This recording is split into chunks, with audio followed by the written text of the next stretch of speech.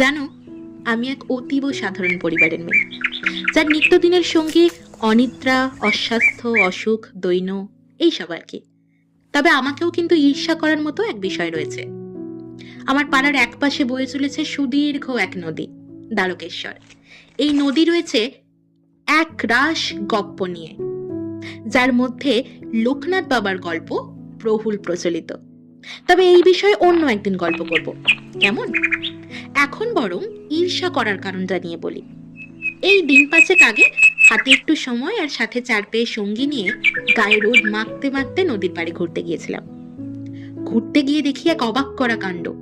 ওমা, এখানে এখনো প্রাণ খুলে শ্বাস নেওয়া যায়! বাতাসে পাশের গন্ধ মিশলেও তা মাটির সোঁদা গন্ধ, বুনো ফুলের গন্ধ, কচি বাঁশের গন্ধ কিংবা সরিষা ক্ষেতের গন্ধ কোনোটাকেই হারিয়ে জিতে উঠতে পারেনি।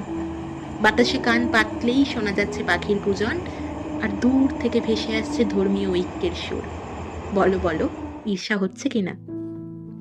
যাই হোক, সেদিন কিন্তু ভাগ্য ভালো হওয়ায় আমি মা কালী এবং বাবা বুড়ো শিব দুজনেরই দর্শন পেয়েছিলাম। সাথে আরো কিছু 4 পেয়ে সঙ্গীর দর্শন পেয়েছিলাম, যাদের ভিডিও আমার নেওয়া হয়নি। তারপর আর কি, সঙ্গীকে সাথে করে নিয়ে আলের উপর র্যাম্প ওয়াক করতে করতে ভূতের রাজার সাথে দেখা না হওয়ায় হতাশ চিত্তে বাঁশঝাড় পেরিয়ে ধরলাম বাড়ির পথ। বাই।